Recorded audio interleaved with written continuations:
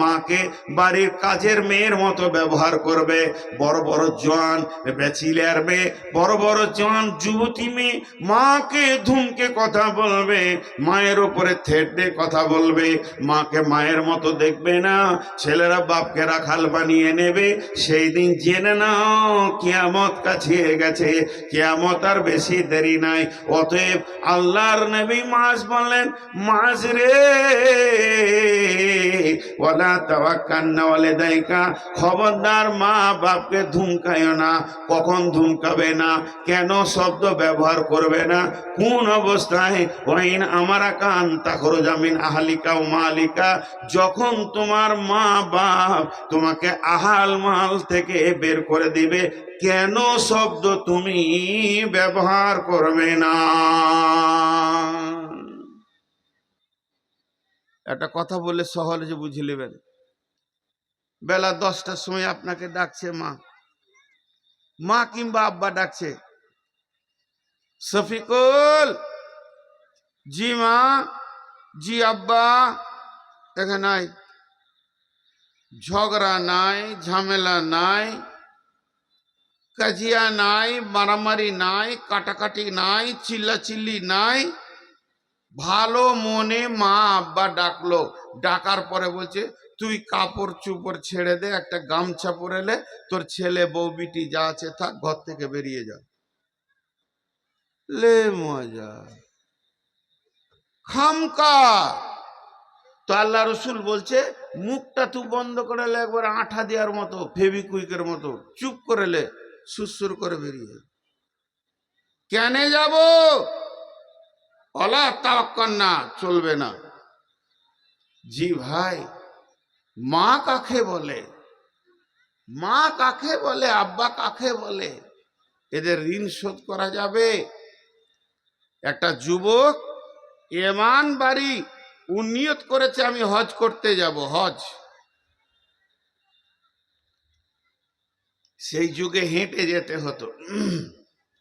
আমার বেটির দল হজের নিয়ত করেছে, যে গাঁয়ের লোককে দেখা করছে, চাচা আসসালামু আলাইকুম, দোয়া করবেন। ফুফা সালাম আলাইকুম, বড় ভাই আসসালামু আলাইকুম, ও খালু সালাম আলাইকুম, আমি আজকে হজে চলে গেছি। নিয়ত করেছে শেষকালে মাকে দেখা করব, মায়ের দোয়া নিয়ে হজে যাব। বুড়ি মা দিয়াল ছাড়া উঠতে পারে না, লাঠি ছাড়া উঠতে পারে না, দুজন না ধরলে ওর দাঁড়ানোর ক্ষমতা নাই, চোখে দেখে না, একরকম কোনো রকম বুঝতে পারে যে এটা দিন আর রাত, এমন অবস্থায় জীর্ণ শীর্ণ হয়ে শীতে রোদে চুপ করে বসে আছে বুড়ি। বেটা গিয়ে বলছে, মা। মা বলল, কি রে বেটা? তখন উত্তরে বলছে, মা তুমি তোমার সোনা মানিকটার মাথায় হাত দিয়ে একবার দোয়া করে দাও। মা বলছে, কিসের দোয়া নিবি রে বেটা? তখন বলছে, মা আমি নিয়ত করে নিয়েছি এবছর হজ করব, তা আজকে না বেরোলে আমি হজ ধরতে পারবো না। এমান থেকে আমাকে কম করে 1-1.5 মাসের রাস্তা হাঁটতে হবে, 10 দিনের রাস্তা হাঁটতে হবে, 20 দিনের রাস্তা হাঁটতে হবে। এই রাস্তা অতিক্রম করে গিয়ে আমি আল্লাহর ঘরে পৌঁছাবো। হজের নিয়ত করেছে, মা তুমি দোয়া করে দাও। মা কি বলে দিলে দেখেন, দুয়ার জায়গাতে মা কি বলছে? মা বলছে, বেটা আমিও আল্লাহর ঘর দেখব, আমিও আল্লাহর ঘর দেখব। যুবকটা বলছে, বাড়িতে একটা চাদর ছিল, চাদরটা নিয়ে মাকে দিয়ে, মায়ের পিঠে দিয়ে, আমার পিঠ দিয়ে মাকে পিঠের সাথে বুকে চাদরে বেঁধে নিলাম, চ তোকে নিয়ে যাব। এতটা রাস্তা মাকে পিঠে করে নিয়ে গেছে যুবকের দল। হে আমার বাপজি, সোনামানিকের দল, আমার বেটার দল, আমার বাপের দল, হাত জোরহাত করে বলছি, একটু খেয়াল করি। মাকে নিয়ে মক্কায় পৌঁছালো, হজের যত কাজ ছিল করলো, মিনা গেল, আরাফাত গেল, মিনা গেল, মুজদালিফা গেল, সমস্ত হজের কাজ শেষ করে এবার বিদায়ের পালা। রসুলকে দেখা করতে গিয়েছে, দে বলছে, ইয়া রাসূলুল্লাহ, আমার ঘটনাটা আপনাকে না শুনিয়ে আমি বাড়ি যাব না। গায়ের লোককে সালাম করলাম, সবাই দোয়া দিল, বিদায় দিল। মাকে সালাম করতে গেলাম তো মা বললে, বেটা আমিও আল্লাহর ঘর দেখব। আমার মাকে পিঠে করে ইয়েমান থেকে এই পর্যন্ত নিয়ে এসে আমি হজ সম্পূর্ণ করে আবার মাকে পিঠে করে নিয়ে দেশে ফিরছি। আপনি একবার বলেন আমার মায়ের ঋণ শোধ করতে পেরেছি? আহা! নবীজি বলেন, বেটা তুমি যে কাজটা করেছ তোমার মায়ের এক ফোঁটা দুধের ঋণ শোধ করতে পারোনি। মা যে কি জিনিস তুমি কদিন বহন করেছো, বাপ কি জিনিস তুমি জানো না। এটা কোনোদিন সম্ভব হবে না। মায়ের ঋণ একটা ছেলে কোনোদিন খতম করতে পারে না। বিশ্বনবী বললেন, এই জন্যে ও যুবকের দল, ওরে যুবতীর দল, যুবতীরা তো মা বাপের দায়িত্বে থাকে না, শ্বশুর শাশুড়ির দায়িত্বে পড়ে যায়। তো ওটাই হলো মা, ওটাই হলো বাপ। স্বামীকে এমন কথা বলো না যেন তোমার স্বামী তোমার চোখের সামনে জাহান্নামের লোকড়ি হয়ে যায়। অতএব বিশ্ব নবী বলছেন, মা বাপের সঙ্গে ভালো ব্যবহার করো। আপনাদেরকে একটা এক লাইনের উপন্যাস শোনাবো। উপন্যাসটা অনেক বড়, খালি এক লাইন বলবো। উপন্যাস, এটা হাদিস লয়, এটা কোরআন লয়, এটা তফসির লয়, মানুষের হাতের কলমের জোর। এটা ইতিহাসও লয়, কোথাও ঘটেনি, কিন্তু এমন ভাবে লিখেছে মনে হচ্ছে সত্য ঘটনা। এই এই তোর এত বড় সাহস কি করে? হ্যাঁ, এমন মারবো তো লাঠুর মতো ঘুরবি। এত বেয়াদব ছেলে এখানে আছে। আমি পানি ছাড়া বক্তব্য রাখতে পারি না, আমার পানি নেবো আবার দাদাগিরি করতে এসছে এখানে। আজীব জায়গা তো। এদিকে আবার ক্যামেরা নিয়ে ফ্যাচর ফ্যাচর করছে। কত ছবি লিয়ার ওর ইচ্ছা। শালা যখন যুবক ছিলাম তখন কেউ লাইনি, তখন মনটা সুরসুর করছিল, ছবি লিবি তেলে। তোদের ঘরে কাউ থাকে তা দিবি আমাকে, তখন লাইনি। এখন বুড়ি হয়ে গেছি, চুল দাড়ি পেকে গেল, বলছি ছবি লিব। আজীব ব্যাপার। খবরদার রেখে দিকে আসবি না তুই, তোকে শেষ করে দেবো। তো মা আর আব্বা একটু ধ্যান দেন, উপন্যাসটা শুনেন। যখন কোনো যুবক যুবতী প্রেম করে, খারাপ নেবেন না, মনে থেকে বলছি, খারাপ নেবেন না। তো মেয়েটা খালি চাই আমাকে বিয়েটা করে নে, আর ছেলেটা খালি চাই আমি ভোগ করে নিয়ে ছেড়ে দেব। এই মাঝে একটা কথা বলবো, যতটি মেয়ে এখানে আছে আজকে, যে বয়সের হোক, আমার থেকে বড় হোক আর ছোট হোক, সবটিকে আমি 1 মিনিটের জন্য আমার সম্পর্কে বেটি বলছি। আমি আপনাদের বাপ, বাপের হক আছে নিজের বেটিকে ওসিয়ত করা। একটা ওসিয়ত আমি নিজে করছি, ওসিয়তের বক্তব্য চলছে তাই করছি। এই উদাহরণটা আপনাদেরকে দিছি, আমার বেটিদেরকে দিছি। আমি আপনি বলবো না, তুমি করে কথা বলবো। হে আমার বেটি, তোমরা কান করে শোনো। আজকে রাত্রে তোমাদের নূর মোহাম্মদ হলো আব্বা, তোমাদের আব্বা তোমাদেরকে একটা কথা বলছে। আমি তোমাদের বাপ তোমাদেরকে একটা কথা বলছি, শুনে যাও। একটা হলো শালপাতা, একটা হলো কড়ির থালা। এই উদাহরণটা তোমাদেরকে দিচ্ছি। কড়ির থালা বুঝেন তো? চীনামাটি কড়ির থালা বুঝেন কি না? আরে হ্যাঁ না বলেন তো বুঝবো। আপনাদের দেশে কি বলে? চীনামাটি কড়ির থালা, দেখতে অনেক সুন্দর। আর একটা হলো এই যে কাগজের পাতা। কাজ কি? দুটাই এক কাজ। এটাতেও ভাত খায়, ওটাতেও ভাত খায়। যখন খানেওয়ালা বসে, থালাটাকে দূরে থাকলে কাছে নেয়, ময়লা থাকলে ঝেড়ে দেয়, নরম করে ওর গায়ে হাত বুলায়। পাতাটাও কাছে টানে, পাতাও আনন্দ হয়, আমাকে কত ভালোবাসছে, কোলের কাছে টানছে। তার গায়ে ময়লা থাকলে ছেড়ে দেয়, সেখানে ভাত খায়। কিন্তু পাতাতে যখন ভাত খোয়া হয়ে যায়, তখন পাতাটা কোথায় দেয়? এমনি করে গুটিয়ে নিয়ে যে নোংরা জায়গায় ছুঁড়ে দেয়। আর কড়ির থালাতে যদি ভাত খাওয়া শেষ হয়ে যায়, ওটাকে সার্ফে দিয়ে সাবান দিয়ে ভালো করে ধুবে, আবার বাড়িতে শোকেস কিনে রেখেছে, আলমারিতে এমনি করে রাখবে। নিজে গরম ভাতটা খেয়ে দুপুরবেলায় একটু খাটে শুবে, ফ্যানটা চালিয়ে দিয়ে খাটে ওই দিকে তাকিয়ে তাকে দেখবে থালাটা, মনে আনন্দ পাবে, ওকে দেখে আনন্দ পায়, ওকে রেখে রাখে, ওকে সেবা করে, ওকে ধুই, ওকে মুছে, আর এইটাকে খোয়া হলে ছুঁড়ে ফেলে দেয়। তেমনি হলো স্ত্রী আর প্রেমিকা। প্রেমিকা হলো এই কাগজের থালা, খালি চাটতে যতক্ষণ, চেটে লিবে তোকে ছুঁড়ে ফেলবে। আর স্ত্রী হলো ওকে ব্যবহার করবে, ওকে কাপড় দেবে, সাবান দেবে, কাছে রাখবে, চোখে ভরে দেখবে, জানে শান্তি পাবে। তো এই দুটি জিনিস হে আমার বেটি, বললাম স্ত্রী হও, বাপ মাকে সঙ্গে করে নিয়ে কোনো ছেলের স্ত্রী হও, কিন্তু প্রেমিকা হইও না। এখন চলে এসছে পাশ্চাত্যের কালচার, এখানে গার্লফ্রেন্ড বয়ফ্রেন্ড, এই ফ্যান ফ্যান ফ্যান ফ্যান করতে করতে ফ্যান ফ্যানে নিতে শেষ হয়ে গেল সব। তো এই কথাটা বাদ দেন, এবার চলেন। দুটি যুবক একটা যুবতী পার্কে বসে আছে। মা কি জিনিস এটা আমি বলছি। তা মেয়েটা খালি বলছে তুমি আমাকে ভালোবাসো না আর কাউকে ভালোবাসো। ওর সন্দেহ হচ্ছে এ ছেলে যখন আমাকে ভালোবাসতে পারে তাহলে আরো কাউকে ভালোবাসে। আর ই খালি ঘন ঘন বলছে খেপি রে, তুই ছাড়া আর কেউ নাই জীবনে, তুই আমার সব, এই বারবার বলছে। তখন বলছে দেখো তুমি আর একটা মেয়েকে ভালোবাসো, দেখ তুই ছাড়া আমার কেউ নাই। আহা, তখন এই মেয়েটা বলে ফেললো, আমি বলবো কি সেই মেয়েটাকে?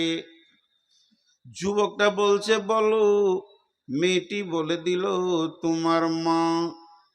তোমার মা মানে বুড়িটা, যেটা অচল পৃথিবী থেকে এবার চলে যাবে দুনিয়া থেকে, আর কটা দিন বেঁচে আছে ওই মায়ের নাম করে দিল। উপন্যাস বলছি, আবার বলছি উপন্যাস, এটা হাদিস বলে মাথায় নেবে না। তখন ওই যুবকটা একটা দম নিয়ে বলল, খেপি আমি মায়ের থেকেও তোকে ভালোবাসি। কত পাগল হয়ে গেছে। তখন বলছে সত্যি ভালোবাসো? তাহলে আমার একটা কথা শোনো, তোমার মায়ের কলিজা দিতে পারবে আমাকে এইটুকু? দৌড়লো মারি, হাতে ছিল ছুরি চাকু, বাড়ি ঢুকেছে, বলছে মা। মা দৌড়ে এসে বলছে কি বেটা? যেই বলেছে কি বেটা, বুকে চাকু বসিয়ে দিয়ে ফরফর করে হাড় কটা ফেলে দিল। কলজেটা টেনে বের করে সামান্য কেটে নিয়ে প্লেটে করে নিয়ে দৌড়ছে আর মনে মনে ভাবছে প্রেমিকাকে দেখাবো, প্রেমের গভীরতা বুঝে নেবে, আমি তাকে কত ভালোবাসি, মায়ের থেকেও ভালোবাসি, মায়ের কলজি উপহার দিছি। এই রকম মনে মনে ভেবে ভেবে ভেবে ভেবে পার্কের দিকে দৌড়ছে। আর দৌড়তে দৌড়তে যেই প্রেমিকার কাছে পৌঁছে গেছে, আর মাত্র 20-50 হাত বাকি আছে, এমন সময় একটা ইঁটে টক্কর লেগেছে আঙ্গুলে। আর আঙ্গুলে যেই টক্করটা লেগে গেছে, উপর হয়ে পড়ে গেল, ছচ্ছর করে মাটিতে পড়লো। ইট পাথর আছে, বুক ছিঁড়ে গেল, আর প্লেটটা খান খান হয়ে গেল। কলিজার টুকরোটাও 20 হাত দূরে পড়লো। ওই কলিজার ভিতর থেকে আওয়াজ আসে, কলিজার কাটা কাটা কলিজার ভিতর থেকে আওয়াজ আসে, বেটা রে তোর পায়ে লাগলো নাকি বাবা? এর নাম মা। বেটা তোর পায়ে লাগলো বাপ, এর নাম মা। মায়ের ঋণ শোধ করতে পারবেন আব্বা। আহা, বাপ যে কি গাধার বুঝাবো হয়। শীতে গ্রীষ্মে আমার ছেলে ভালো থাকুক, আমার ছেলে সুখে থাকুক, আমার ছেলে একটা অট্টালিকায় থাকুক, বাজারে যে 1 কাপ চা খাবে না, চা যদি খাই বিস্কিটটা খাবে না, না 8 আনা পয়সা 5 টাকা বাঁচবে, আমার ছেলের কিছু হবে। বাচ্চা ছেলে এটা বুঝে না যে আমার বাপ কিভাবে চলছে, বুঝে না বুঝে না বুঝে না। জি, একটা ছেলে সাইডে কিছু টাকা জমা করেছে, ব্যবসা করে খাবে। এমন সময় ওর বাপ খবর পেয়েছে, আর ওর বাপের একটা অভ্যাস খারাপ, হাতে টাকা আছে নেই, এখনই টাকা দেন নেই, এখনই টাকা দেন নেই, টাকাও রাখতে পারে না, জমা করতে পারে না। ছেলেটা কোনো রকম জমা করেছে। ও খবর পেয়ে গেছে যে আমার বেটার কাছে কিছু টাকা আছে। তখন বেটাকে ডেকে বলছে, খালেক রে, জি আব্বা তোর টাকাটি দে। টাকা দে মানে এবার ওগুলো খাবো, চায়ের দোকানে খালি পুরি খাবো আর বিস্কুট খাবো, তোর টাকা 3 দিনে উড়িয়ে দেব। ছেলে দেখছে এর হাতে তো টাকা দেওয়া যাবে না, মারলে দৌড় রসুলের কাছে। ঘটনা বলছি, এটা গল্প নয়। নবীজির কাছে গেলেন, নবীজিকে দিয়ে বলছেন রাসূলুল্লাহ, আমার বড় বিপদ হয়ে গেছে। বলে কি বিপদ? বলে আমি কিছু টাকা গোপনে জোগাড় করেছি, এই টাকাটা জোগাড় করার পরও আমার বাপ জেনে নিয়েছে আমার টাকা আছে। এখন আমার আব্বা বলছে, বেটা রে তুই টাকা দে, আমি আনন্দ করব। আমি আপনার কাছে এসেছি, টাকাটা দিব কি দিব না।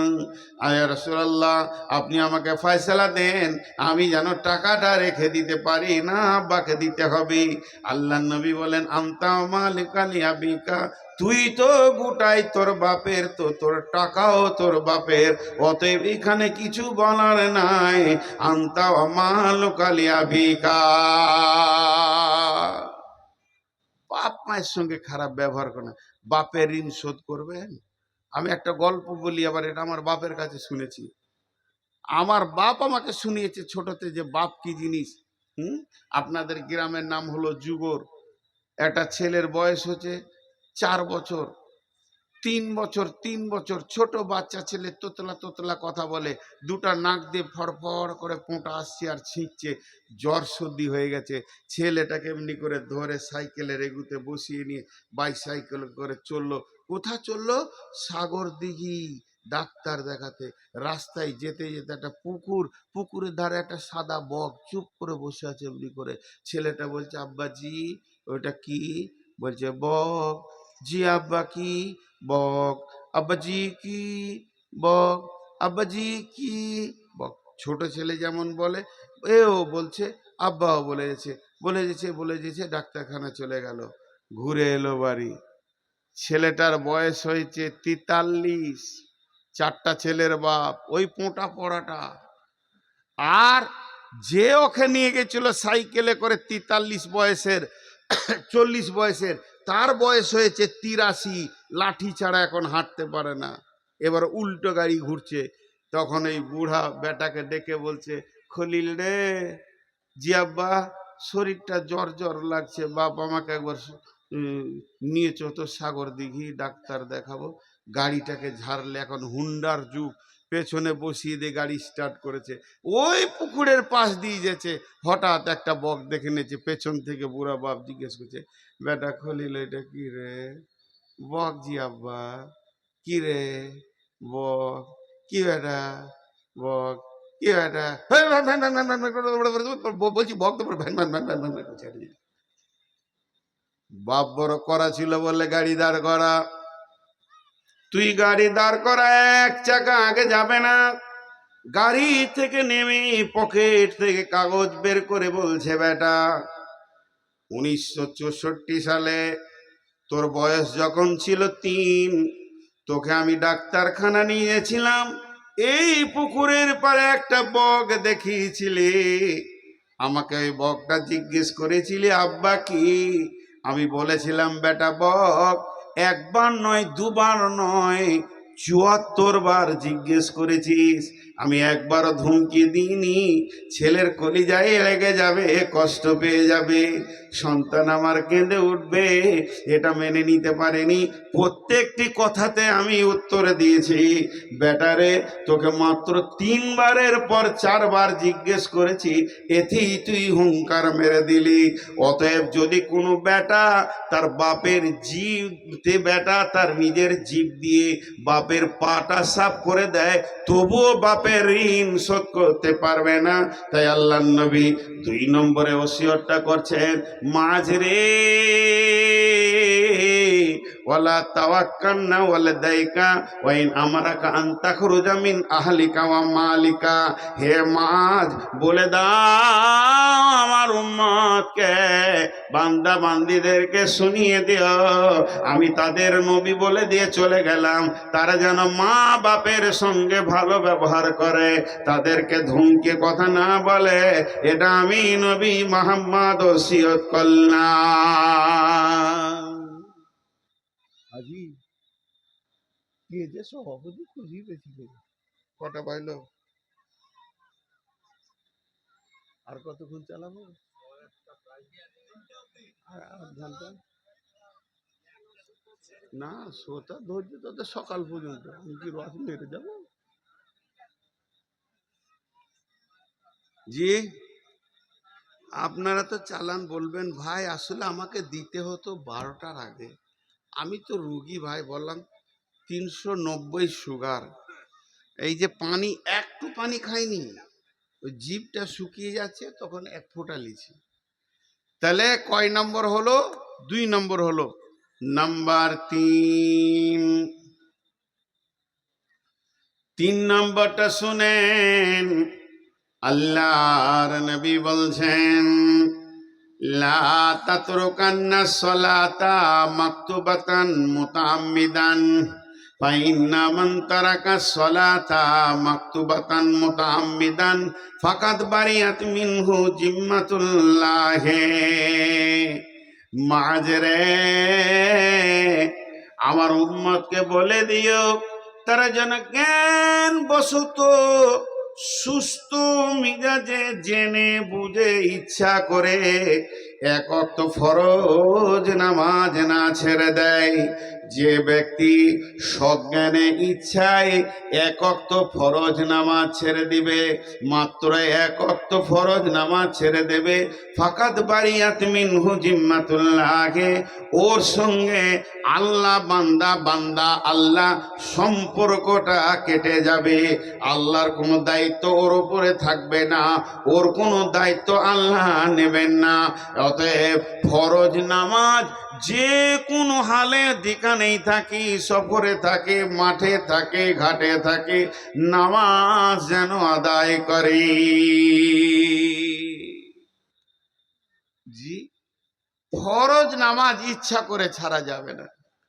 গোটা প্যান্ডেলে লাইট জ্বলছে, মাইক চলছে, শুধু যেখানে লাইটের কানেকশন আছে 1 ইঞ্চি তার নাই, হাফ ইঞ্চি, কোয়ার্টার ইঞ্চি, তাহলে একটাও লাইট জ্বলবে না, চলবে না। ফরজ নামাজ একটা এমন কেবল আল্লাহর সঙ্গে, এই কেবলটা এতটুকু শর্ট করা যাবে না, সম্পূর্ণ কেবলটা লাগবে।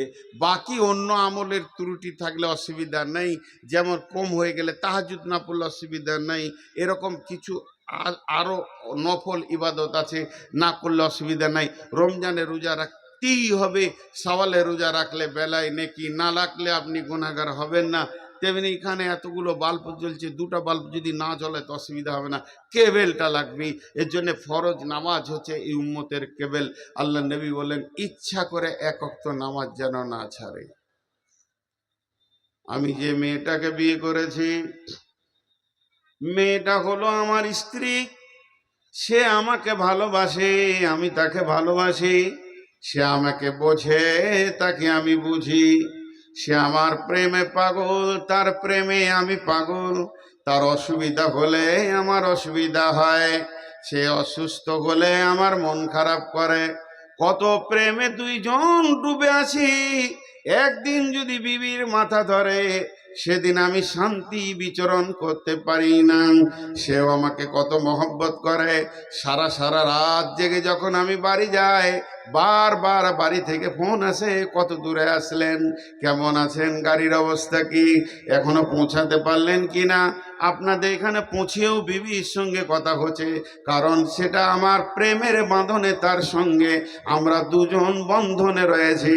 কিন্তু ওই মেয়েটি, যে মেয়েটির মাথা ধরলে আমার মাথা ধরে যায়, ওই মেয়েটি যদি একবার তালাক নিয়ে নেয়, একবার যদি মোতালাকা হয়ে যায়, তার সাথে আমার যদি ছিন্ন হয়ে যায়, মেয়েটা যদি অ্যাক্সিডেন্ট হয়ে হসপিটালে থাকে, আমার আর কোনো চিন্তা থাকবে না, তার ওষুধ হলো কিনা, পাটা ঠিক হলো কিনা, মাথা ধরলো কিনা, বাঁচবে না মরবে, কোনোই চিন্তা থাকবে না। শুধুমাত্র তালাকটা এমন জিনিস, এত গভীর প্রেম কেটে ছিন্ন ভিন্ন হয়ে যাবে। আল্লাহ বান্দা আল্লাহ, এটা প্রেমের জগৎ। এই জগতে আল্লাহ বান্দাকে ভালোবাসে, বান্দা আল্লাহকে ভালোবাসে। কিন্তু যে বান্দা ইচ্ছা করে এক ওয়াক্ত ফরজ নামাজ ছেড়ে দেবে, আল্লাহর সঙ্গে বান্দার সম্পর্ক তখনই সঙ্গে সঙ্গে কেটে যাবে। এটা এমন একটা জিনিস, গোলাম রে, জীবনেও যেন আল্লাহর হুকুম ফরজ সালাত যেন ছাড়বে না। যদি সালাত ছাড়ার কোনো কারণ থাকতো, ইমাম হোসেনকে কারবারের ময়দানে নামাজ মাফ করে দেওয়া হতো। উহুদের, বদরের, হুনাইনের আর তবুকে যত যুদ্ধ হয়ে গেল, খন্দকে, প্রত্যেকটা যুদ্ধে নামাজ মাফ হয়ে যেত। এর মতো বিচলিত সময়, এর মতো টেনশনের সময় সাহাবীদের আর কম ছিল না। সেই কারবালার ময়দানে ইমাম হোসেনকে মাফ করা হয়নি সালাত। অতএব আল্লাহর নবী বলছেন, মাঝরে যে হালাতি থাকবে, উজু করে উবুর হয়ে টাইমে পড়ে যাবে। আল্লাহর সঙ্গে বান্দা আল্লাহ সম্পর্ক যদি তুমি রাখতে চাও, ইচ্ছা করে এক ওয়াক্ত ফরজ নামাজ ছেড়ে দিও না।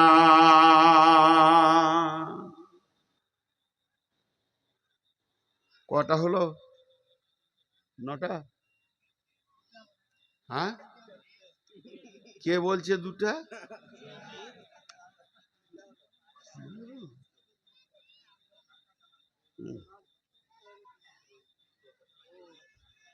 কয়টা হলো? 3টা। নাম্বার 4, লা তাসরিমান্নাল খামরা ফাইন্নাহু রাসুন কুল্লি ফাহিশাতিন। যত যুবকের দল আছেন, লজ্জা করবেন না, খারাপ নেবেন না। আমি নূর মোহাম্মদ আপনাদের হাতগুলো ধরে বলছি, বেটা, বাপজি হে, শোনা হে, লাল হে, এই ওসিয়তটা যুবকরা বেশি করে কান করে শুনেন। আল্লাহর নবী বলছেন, লা তাশরিবান্নাল খামরা, খবরদার হে যুবকের দল, তোমরা মদ পান করিও না। ফাইন্নাহু রাসুন কুল্লি ফাহিশাতিন, মদ হচ্ছে সমস্ত নোংরা কাজের মাথা।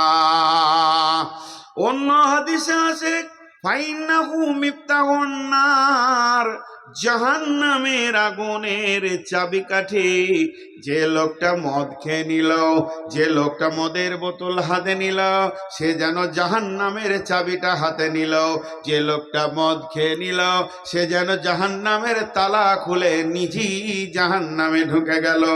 আল্লাহর নবী আর একটা হাদিসে বলছেন, ফাইন্নাহু রাসুন কুল্লা ফাহিশাতিন, পৃথিবীর বুকে যত নোংরা কাবিরা গুনাহ আছে, সমস্ত গুনার মাথা হচ্ছে মদ।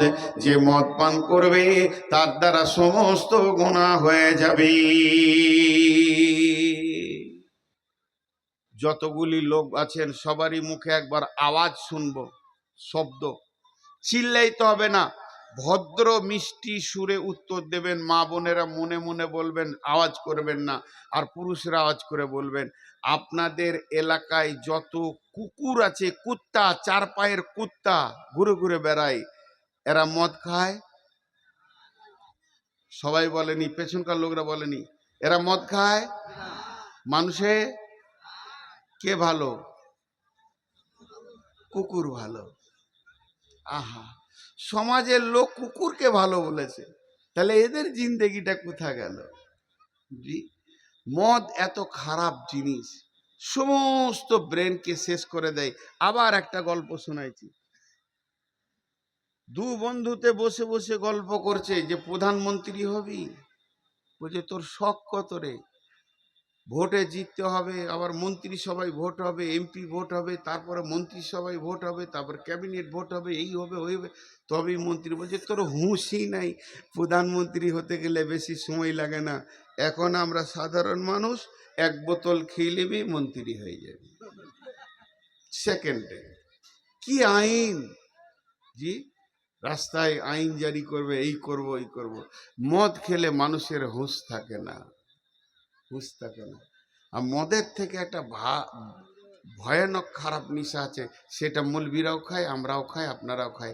শেখ সাদি বলে দিয়েছে, তোটা আজকার বলছি না। তো মদ খেলে হুঁশ থাকে না, তো ও পাগলের মতো হাঁটবে, ডান দিককার পা বাঁ দিকে, বাঁ দিককার পা ডান দিকে। একজন মদ খেয়ে নিয়েছে ফুল, যে বাড়ি যাচ্ছে, লটাস ফটাস লটাস ফটাস, রাস্তায় আর সোজা করে হাঁটতে পারছে না। বাড়িতে গিয়ে চাবি নিয়ে ঘরের তালাতে ভরছে, পুশ করবে আর কি, যে চাবি খুলে ঢুকবে, তো চাবিটাকে এমনি করে তালাতে দিয়ে খালি এরকম করছে, ঢোকাতে পারছে না। তখন ওর বউ বলছে, মাতালের বউ, যে চাবিটা আমাকে দাও, খুলে দিই। তখন মাতাল বলছে, এই শালি, শালি না বউ, এই চাওয়ালা, তুমি এক্ষুনি বেরো প্যান্ডেলের বাইরে, একবার ওখানে নামাবে না কেতলি, বেরো, ধরো তোমার বাপ ভাই গোষ্ঠীকে বলে দেবে নূর মোহাম্মদ যেখানে থাকবে সেখানে চা নিয়ে যাস না, সোজা চলে যাও রামপুরহাটি স্টেশন, বহু লোক বসে আছে চা খাওয়ার জন্য, ওই বেরো। হাঁটন দেখো, আর নবাবী হাঁটন দিচ্ছে, এই চাওয়ালা, তোর এত লেট হচ্ছে কেন বেরোতে? ওহ, কত কষ্ট করে হাঁটছে ও, একজনাও এক কাপ চা খাবেন নেওয়ার। হাদিস কোরআনের তফসিরের সময় চা আমি নিজে খাই না, কাউকে খেতে দিই না, এটা খুব কষ্ট পাচ্ছি বলে আমি জিভটা খাই, স্লিপ করি। তো ও ওর বিবিকে বলছে, শালি আমি ঠিক আছি, ঘরটা লড়ছে, তুই ঘর ধর। অঙ্ক দেখেন, হিসাব। তখন মাতালের বউ দেখছি যদি ঘরটা না ধরি তো মারবে। মাতাল যখন রিচার্জ করে বউকে, আনলিমিটেড রিচার্জ করে, মারতে লাগলে তো মারবে। তো জানের ভয়ে ঘর ধরে আছে, কি করবে, পরের বেটি মার খাবে খামখায়। তালাতে তো চাবিটা পুশ করতে পারলো না, লটাস করে সে এগনেতে পড়ে গেল। মাতাল যদি একবার পড়ে যায় উঠতে পারে না, অনেকক্ষণ পড়ে থাকবে, ঘন্টার পর ঘন্টা। তো বাড়িতে পড়ে আছে। আর কুকুর নামে একটা প্রাণী আছে, আপনাদের সাগরদিঘিতে পাওয়া যায়, দেখেছেন কুকুর? আহা, দেখেনি, কলকাতায় চিড়িয়াখানায় পাওয়া যাবে কুকুর। কুকুরের বদগুণও আছে, ভালো গুণও আছে। ভালো গুণগুলো খুব সলিড সলিড গুণ আছে। তার মধ্যে একটা হলো মালিক ভক্ত হয়, 2 নম্বর হলো না খেয়ে শবর ধরে থাকতে পারে। এরকম ভালো ভালো গুণ আছে। তার মধ্যে একটা গুণ কি জানেন? একটা গুণ হচ্ছে কুকুর মানুষের মতো যেখানে সেখানে পেশাব করে না। ও পেশাব করার আগে জায়গাটাকে এক্সামিন করবে, নাকে করে মাল দেওয়া যাবে কিনা, এখানে ডেলিভারি দেওয়া যাবে কিনা, পেশাব লেগেছে তারপরও। আর মানুষ যেখানে সেখানে পেশাব করে। তো এবার ওদের ঘরে একটা কুকুর এসছে খাওয়ার তল্লাশে, হাড় হাড্ডি খাবে, তো দেখছে পেশাবও লেগেছে। তুই তার বাথরুম পেশাবখানা যাবে না, ডেলিভারি দেওয়ার জন্য একবার কাঠের কাছে গেল, একবার ইটের কাছে গেল, একবার এখানে গেল, খালি শুনছে, জায়গা পজিশন পেছে না। আর মাতালের মুখে যখন নাকটা লাগিয়েছে, কুকুর বলছে, সুবহান আল্লাহ, আল্লাহ জীবনে যত পেশাব করলাম এত দামি জায়গা পাইনি, আজকে মন ভরে পেশাব করে নেবো, যা আছে পেটে উজাড় করবো। সুজা করে ওর মুখে মারছে, ও ঢকঢক ঢকঢক করে খেছে। আর ওর বউ ঘর ধরে বলছে, আল্লাহ এ তো বাজারে খেয়ে এলো মদ, আবার এখানে কুকুরের পেচ্ছাপ খেছে। তখন ও ওখান থেকে বলছে, শালি বেশি বকবি না, বাজারে খেয়েছি পাখি মার্কা, এখন খেয়েছি কুকুর মার্কা, আর এটা ম্যানুফ্যাকচার টু কাস্টমার সরাসরি চলছে। কুকুরের মুখে এলো। আল্লাহ রসুল বলছে, মদ পান করো না। তালবিস ইবলিসে একটা ঘটনা আছে, যে ঘটনাতে বুঝতে পারবেন যে মদ কত খাতার জিনিস। বিশ্বনবী বলছেন, ওলা তাসরিমান্নাল খামরা ফাইন্নাহু রাসুন কুল্লি ফাহিসাতিন। হে মাস, আমার উম্মতকে বলে দিও তারা যেন মদের বোতলে হাত না দেয়, তারা যেন মদ না পান করে। আর যদি মদ পান করে নেয়, সমস্ত গুনাহ কাজ তার দ্বারা হবে। এক মসজিদে একটা আবিদ সুবহানাল্লাহ আলহামদুলিল্লাহ ওয়ালা ইলাহা ইল্লাল্লাহু আল্লাহু আকবার সুবহানাল্লাহ আলহামদুলিল্লাহ সুবহানাল্লাহ আলহামদুলিল্লাহ বসে বসে জিকির করছে 20 বছর। এবারেও তাকে দেখছে 20 বছর সারা রাত জিকির করছে। হঠাৎ শয়তান একদিন বড় পীর সাহেব সেজে এসে মসজিদের আর এক কোণে বসে, ইল্লাল্লাহ ইল্লাল্লাহ। কি বলছো কে রে বাবা? আমি তো 20 বছর ধরে যুগড়ে চালিয়ে যাচ্ছি, এসার পর বসি, ফজরে উঠি, এত রাত ধরে জিকির করছি, 20 বছরে দেখতে পাই না, এই মালটা আবার কোথা থেকে এলো? আসলে মালটা কে?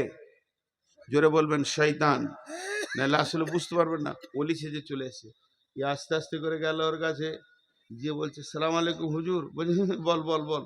ও তো সালাম লিবেও না, উত্তর দিবেও না, আল্লাহর শান্তি তো পাবে না। বলছে, হ্যাঁ বল বল বল। আপনার বাড়ি? বলে তুই কি এসপি আছিস নাকি যে স্টেটমেন্ট দিতে হবে? আমার বাড়ি কোথায়? আমি আল্লাহর ওলি, আমি জিকির করছি।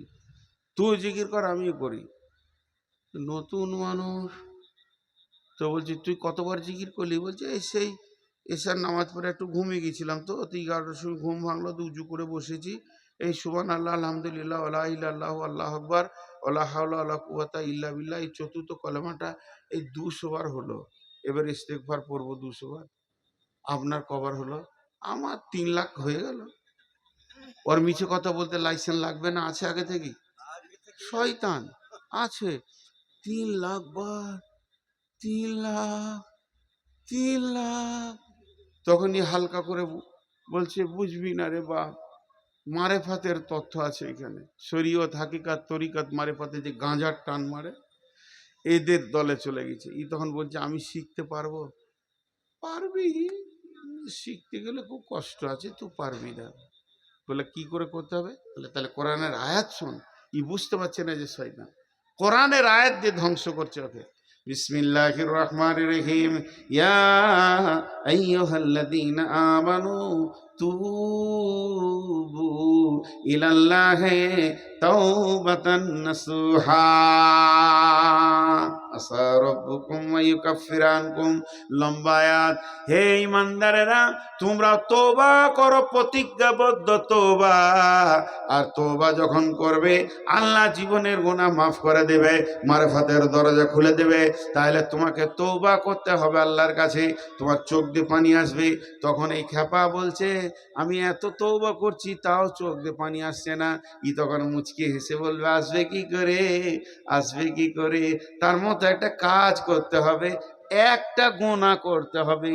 আর ওই গুনাহটা করার পর যখন তুমি তওবা করবে তোমার চোখে পানি আসবে। তখনও গাল চুলকাইতে লাগলো। একটা গুনাহ তো, একটা গুনাহ করব না, না করি, চোখে যদি পানি আসে ওলি হয়ে যাব, করি। বলছি কি গুনাহ করব?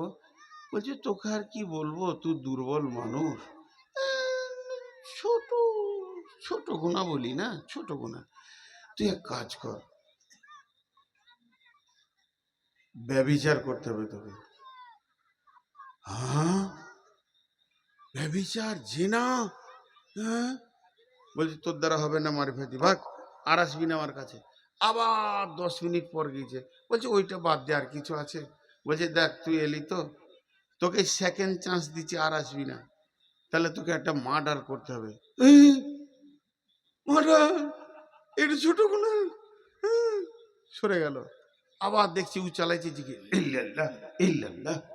তখনই দেখছি যে আমার থেকে তো এগিয়ে গেছে। বলছে আর কিছু আছে? বলছে দান দান 3 দান, এটাই হলো শেষ চান্স। যদি মানবি তো মানবি, নাহলে আমার কাছে আর আসবি না। তোকে জেনা করতে বললাম বললি পারবো না, মার্ডার করতে বললাম বললি পারবো না। তাহলে এখন একটা লাস্ট চান্স দিচ্ছি, 1 বোতল মাল খেতে হবে।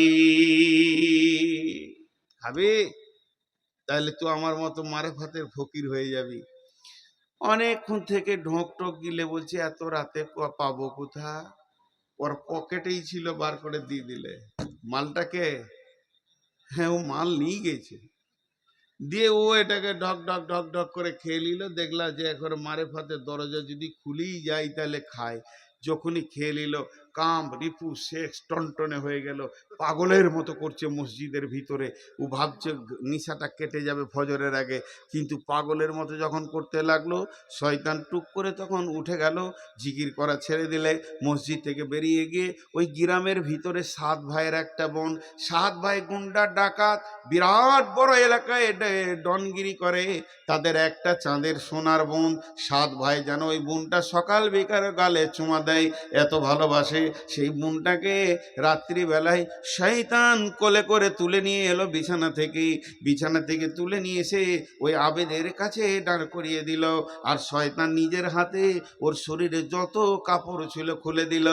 তখন সেক্সে আছে, এর ঘরে আছে, মদের চাপে আছে, রিপু যেন উত্তেজ হয়ে গেছে। মসজিদের ভিতরে মেয়েটাকে নিয়ে উবর হয়ে পড়ে গেল। যখন স্খলন হয়ে গেল, শক্তি কমে গেল, সঙ্গে সঙ্গে নিশা কাটতে শুরু করেছে। তখন শয়তান বলছে, আবে রে, তুমি মসজিদে মদ পান করে 7 ভাইয়ের এক বোনকে নষ্ট করে দিয়েছো, মসজিদও নষ্ট হয়ে গেছে।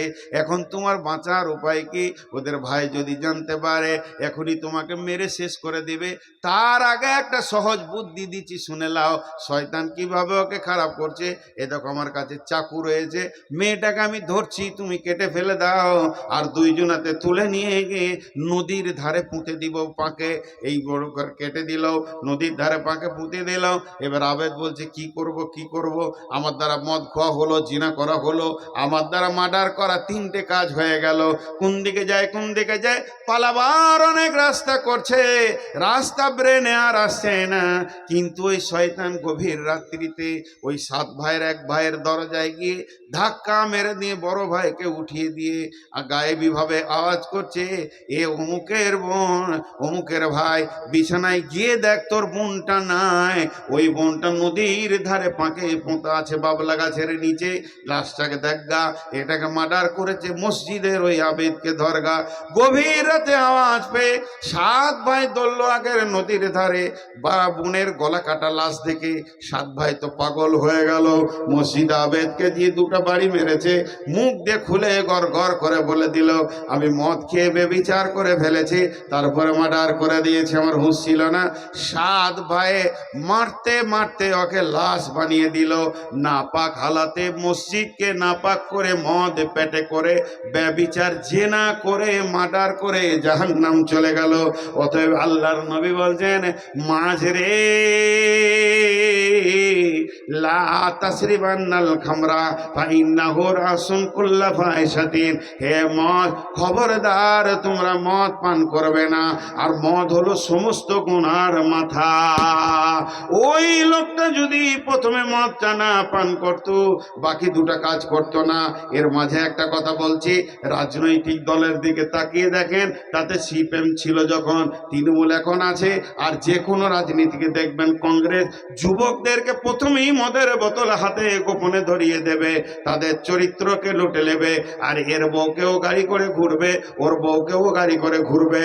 আর এমনি টনটনে ঘুরে বেরিয়ে রাজনৈতিক নেতারা জানে যুবকদেরকে পাগল করা যায় মেয়ে দিয়ে আর মদ দিয়ে।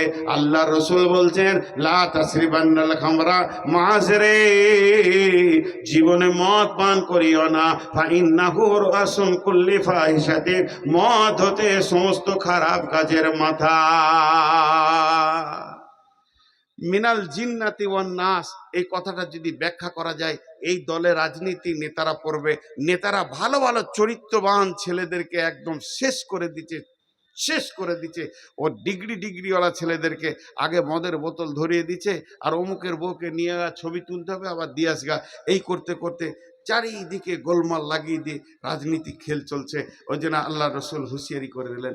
ক নম্বর বলা হলো, ওয়াইয়াকা ওয়াল মাসিয়া ফাইন্না বিল মাসিয়াতি হাল্লুন সাকাতুল্লাহি।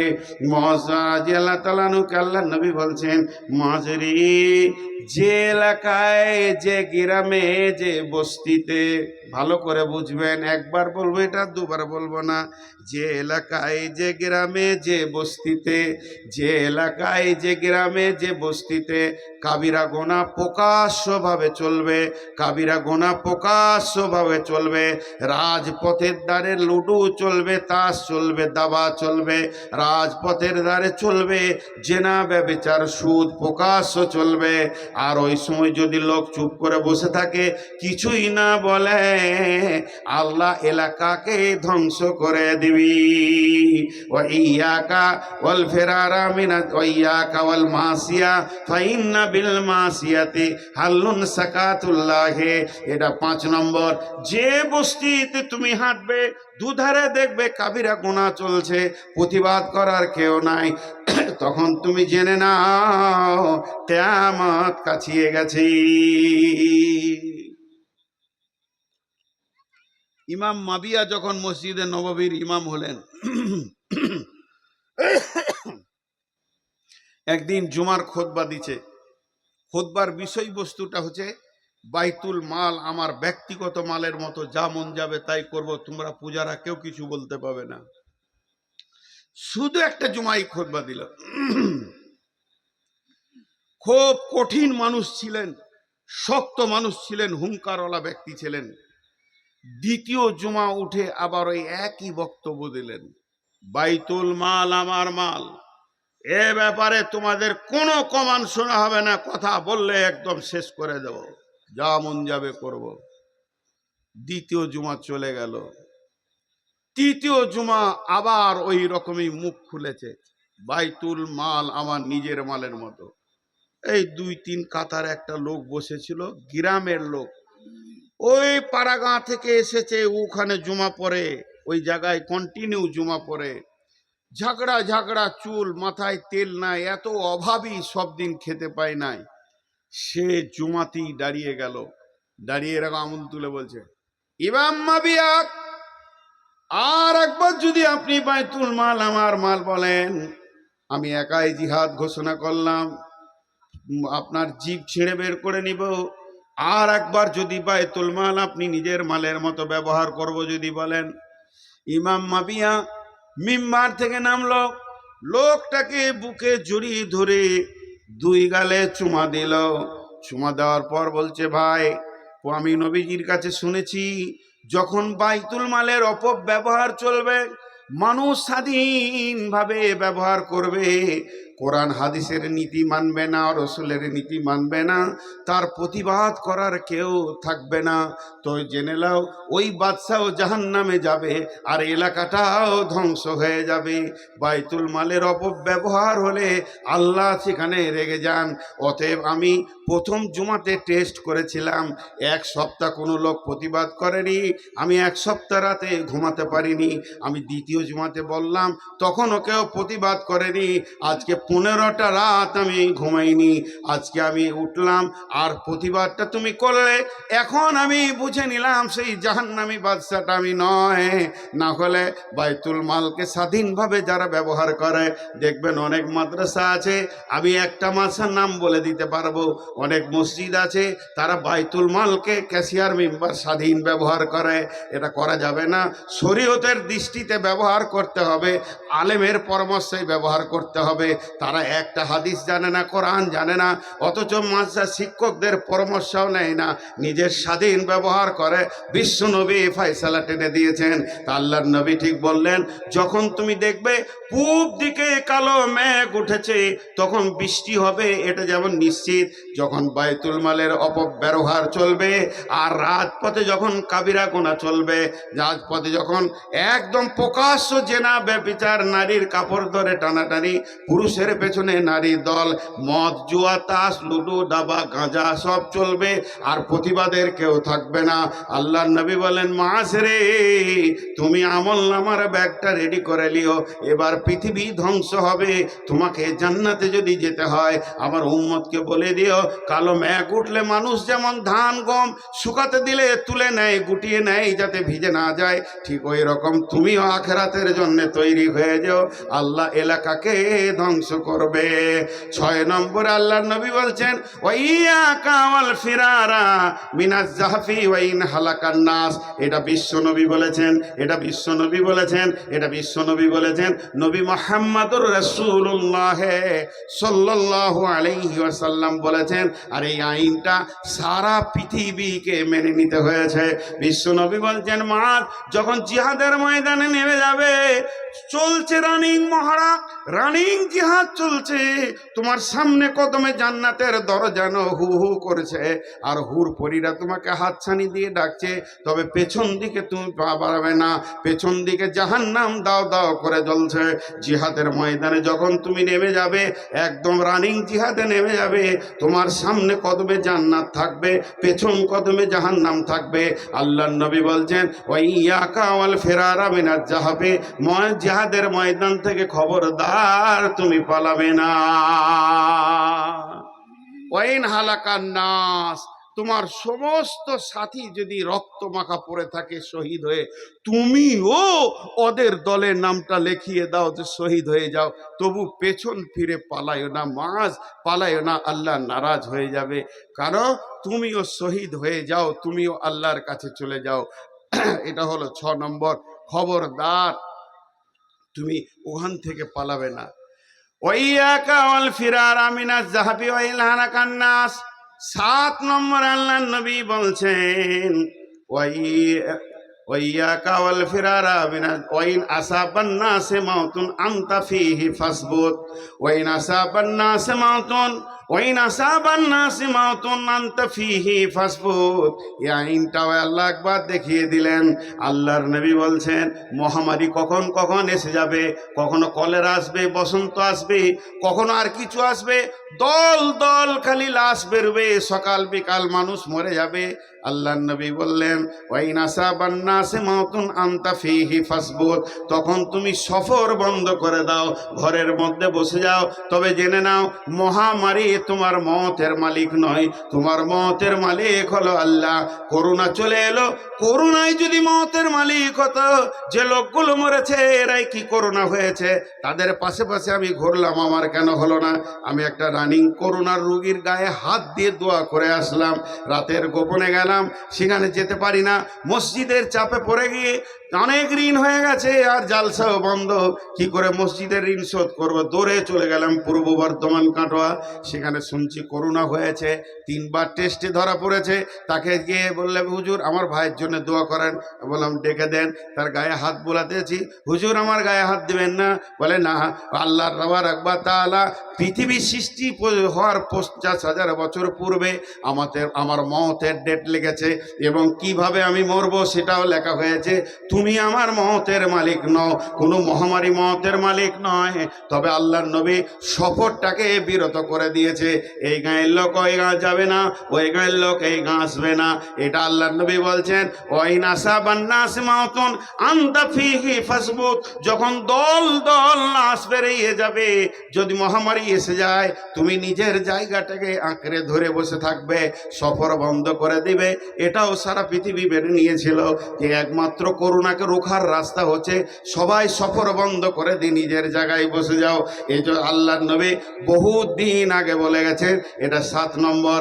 8 নম্বরে বলছেন, ওয়ালাত ওয়ানফিক আলা আয়ালিকা মিনাত তাওলিক। 7টা বলা হলো। 1 নম্বরে শিরক করিও না, 2 নম্বরে মা বাপকে কষ্ট দিও না, 3 নম্বরে নিজের সন্তান 3 নম্বরে খবরদার ফরজ নামাজ ছেড়ে দিও না, 4 নম্বরে মদ পান করবে না, 5 নম্বরে যে এলাকায় আল্লাহর নাফরমানি চলবে সে এলাকাকে ধ্বংস করবে, 6 নম্বরে যুদ্ধের ময়দান থেকে পালাইও না, 7 নম্বর হচ্ছে মহামারী হলে জায়গা ছেড়ে পালিয়ে যেও না। আর 8 নম্বরটা কি বললেন আল্লাহ নবী, ও আনফিক আলা আয়ালিকা মিনাত তাওলিক। এখানে মা বোনেরা রেডি থাকেন, যদি দেশি মুরগি ডিম থাকেন তো আমাকে 4টা করে দিয়ে পাঠাবেন।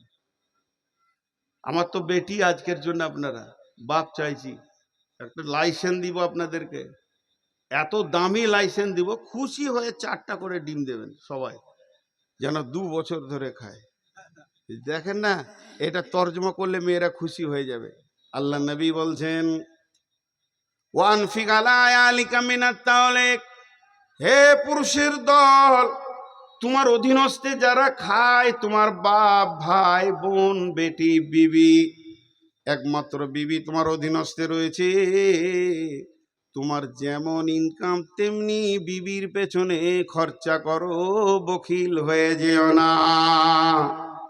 তোমার প্রতিদিনের যেমন ইনকাম, মাসে যেমন ইনকাম, ওই রকম বিবির পেছনে খরচা করবে, বখিল হয়ে যাবে না। ওই মেয়েটাকে 16, 17, 18 বছর পর্যন্ত আব্বা মা কলিজা খাইয়েছে, ভালো ভালো ফল খাইয়েছে, এত সুন্দর করে তোমার কোলে তুলে দিয়েছে, যেদিন ব্যবহারের যোগ্য হয়েছে সেদিন তোমাকে দিয়েছে। আর তুমি কত হার কিপটে মাল, এখন আঙ্গুর জানো বাজারে থোকা থোকা রয়েছে, গোটা সিজন পেরিয়ে গেল, তুমি কিনে খাওয়ালে না। এজন্য বিশ্বনবী বলছেন, ও আনফিক আলা আয়ালিকা মিনাত তাওলিক, তোমার যেমন ইনকাম আছে অধীনস্থদেরকে অমনি খাও। মা বোনেরা লাইসেন্সটা নিবেন, ভালো করে আঁচলটা পাতেন, বেঁধে নিবেন।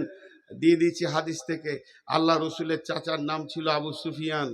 আল্লাহ রসুলের চাচার নাম ছিল আবু সুফিয়ান। যে মাবিয়ার কথা বললাম ওর বাপ আবু সুফিয়ান, আর মাবিয়ার মায়ের নাম হচ্ছে হিন্দা। হিন্দা রসুলের চাচাকে কলিজাকে চাবিয়ে খেয়েছিল, পরে তৌবা করে ঈমান এনেছিল, আর আবু সুফিয়ানের সাথে বিয়ে হয়ে গেছিল। যে হিন্দা রসুলের চাচার কলিজা চাবিয়েছে, ওই হিন্দা রসুলের আরেক চাচাকে বিয়ে করে রসুলের চাচি হয়ে গেল। যখন রসুলের চাচি হলো, হিন্দা খুব উদার মেয়ে ছিল, খাওয়া দাওয়া চলাফেরা কোনো কুঞ্জুসি ছিল না। তা রসুলের যে চাচার সঙ্গে বিয়ে হয়েছিল ওইটা একটা হাড় কিপটে মাল, সে হচ্ছে আবু সুফিয়ান। হাড় কিপটে মাল, একবারে ভালো খাবার ঘরে হয় না। হিন্দা একদিন এসে আল্লাহর নবীর কাছে অভিযোগ করে দিলেন, ইয়া রাসূলুল্লাহ, আপনার চাচাকে একটু বুঝান, জীবনে গোশ কিনে না, মাংস কিনে না, ইলিশ তো দূরের কথা, পুঁটিও কিনে না, এমন ভাবে চলছে, খালি পচা মাল দিয়ে সংসার চালাচ্ছে। নবীজি বললেন, এ আমার চাচি, বুখালতি এমন একটা রোগের কোনো মেডিসিন নাই। হার কিপটে মালরা লোকের মাল খেতে ভালোবাসে, নিজের খরচা করে মাল খাবে না। একে এমন একটা মেডিসিন দিয়ে দিব, উদার হবে তা হবে না। এর একটা সোজা রাস্তা হচ্ছে, চাচার মাল চুরি করো আর কিনে কিনে খাও। বিশ্বনবী যখন হিন্দাকে পাওয়ারটা দিয়ে দিলে, সারা পৃথিবীর নারী পাওয়ার পেয়ে গেল, স্বামীর মাল চুরি করা যায়। 4টা ডিমে হবে, স্বামীর পকেট মারা যায়, কতটা পরিমাণ যায়, ওই মাল মেরে আপনি বাপ ভাইকে দিতে পাবেন না, গুনাহ হয়ে যাবে। ওই মাল মেরে আপনি দান করতে পাবেন না। আঙ্গুর খেতে মন গিয়েছে, এ মাল কিনবে না, আপনি শিরিক করে একটা 500 টাকা বের করে নিয়ে 2 কেজি আঙ্গুর খেলেন, তোমাকে দেখায়েন না, দেখলেই তো প্রশ্ন হবে। আর যদি ধরে ফেলে যে আমার পকেটে 1500 ছিল, 1000 আছে, ঘরে তো আমরা 2টো লোক, আর কেউ নাই, বিটি তো চলে গেছে শ্বশুর বাড়ি, আর বেটা তো কলেজে থাকে বাইরে, যদি আপনাকে বলে 500 টাকা পেছি না, তো সোজা করে বলবেন আল্লাহর কসম আমি লিনি, গুনাহ হবে না। স্বামীকে মিথ্যা কথা বলবেন খুশি করার জন্য, আল্লাহু আকবার, ওই টাকা থেকে আমাকে কিছু ভাগ দিয়েন, তাতেও লাভ হবে, গুনাহ হবে না। তো আল্লাহ রসুল বললেন, ওয়ানফিক আলা আয়ালিকা মিনাত তাওলিক। 9 নম্বরে নবীজি বলছেন, ওয়ালা তারফা'আন্না সাকাল আদাবা, ওয়ালা তারফা'আন্না সাকাল আদাবা, আদবের লাঠিটা হাতছাড়া করে দিও না। স্ত্রীকে শাসন করার জন্যে, কন্যাকে শাসন করার জন্যে, ছোট ভাইকে শাসন করার জন্যে একটা লাঠি তৈরি করে রাখবে। যে ঘরে আদবের লাঠি থাকে ওই ঘরে আল্লাহর রহমত বর্ষণ হয়। যেমন তুমি খাওয়াবে রাজার ভোগ, তেমনি দেখাবে তুমি বাঘের চোখ। কারণ তোমার অধীনস্থে যারা রয়েছে এরা শরীয়তের বাইরে গেলেই তুমি ধুমকাবে, তুমি শাসন করবে।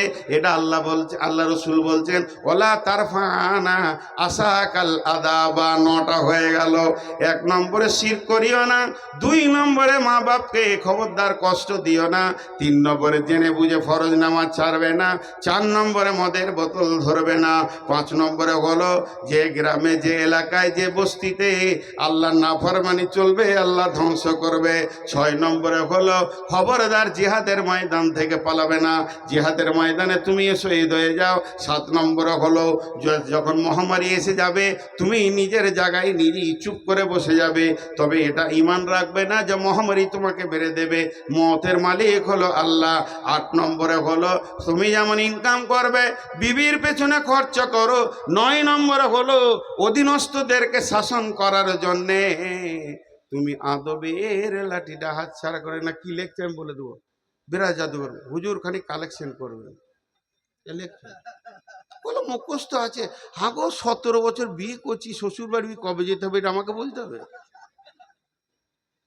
দিবি? আমি লিবই না, আমি লিবই না। হাজি, যে বক্তাকে চিঠি দিতে হয় আদায় করো, ও বক্তা, ও গাঁজা খো। এই আফসোস লাগে এটা আমাকে। তার মানে আমার ওস্তাদ বলছে তুমি রাস্তায় হাঁটছো আর পেছন থেকে যদি কেউ বেল বাজায় তো তুমি জুতোটা খুলে নিজের মাথায় দুবার মেরে লিও। কেন? তুমি হাঁটতে জানো না, ওকে বেল বাজাইতে দুবো কেন? আমার পেছনে বেল বাজাবে তাহলে আমি তো রাখাল বাগাল। আমি রাস্তায় এমন হাঁটবো গাড়িওয়ালা জানবে যে একটা জ্ঞানী মানুষ হাঁটছে, আমার জন্য বেল কেন বাজাবে? আর এখন সব থেকে বড় স্টাইল হচ্ছে রাস্তার মাঝে দাঁড়িয়ে গল্প করা। আমার ড্রাইভার বলে মাঝে মাঝে, কুত্তে আপনি এলাকা মে শের বান যাতে। কত কষ্ট হয় ড্রাইভারদের, ও রাস্তার ধারে গল্প করবে। একটা 23 বছর ধরে জলসা করছে, তাকে যদি চিঠি দিতে হয় আদায় করো। আহা, ছেলেকে বিয়ে দিয়া শ্বশুর ঘর যে কথা বলতে হবে, যে শ্বশুর ঘর যা, খালি বিয়ে দিয়ে দেখেন নাতি কখন করলে চেপে যাবে। হ্যাঁ, আর শ্বশুর ঘর যা যদি ছেলেকে বলতে হয় ওর বিয়ে না দেওয়াই ভালো। ও কথা, আল্লাহ আকবার। 10 নম্বরটা শুনেন, এটা ট্রেস দিয়ে বলছি। লাখ কথার এক কথা, কোটি কথার এক কথা, রসুলের এই কথাটা সারা রসুল যে আমাদেরকে বলে গেছেন সব কটা যদি একটাই জমা করেন, সব কথার এক কথা এটা। এই জন্য খুব ট্রেস দিয়ে বলছি। ছোট কথা একবারই দিলে ঢুকে যাবে, দুবার বলতে হবে না এমন কথা। আর ওইটাই যদি সকলে দিলে থাকে, সকলেই জান্নাতের ফায়সালা পাবো। সেই আল্লাহ নবী বলছেন, মাস ওয়া আখিফহুম ফিল্লাহে। আর একবার বলছি, মাস ওয়া আখিফহুম ফিল্লাহি। গুরুত্বপূর্ণ কথা 3বার বলছি, মাস ওয়া আখিফহুম ফিল্লাহি। মাঝরে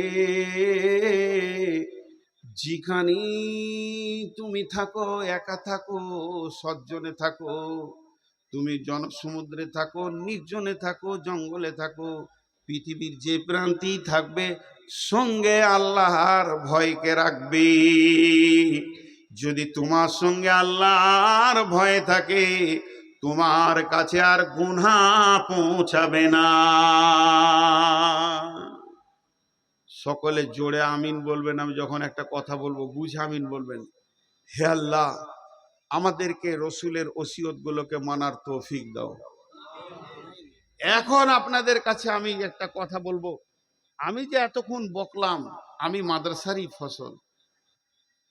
যদি আমি এই যুগের মতো মাদ্রাসা যেখানে আছে ইসলামপুর আমি না পড়তাম, এতগুলো কথা বলতে পারতাম না।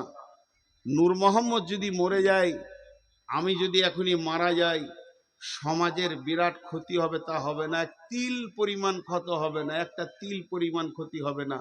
কিন্তু মাদ্রাসাটা যদি ধ্বংস হয়ে যায়, সমাজের সব শেষ হয়ে যাবে, সব চলে যাবে। আমার মতো নূর মোহাম্মদকে এই যুগের মাদ্রাসা জন্ম দিতে পারে।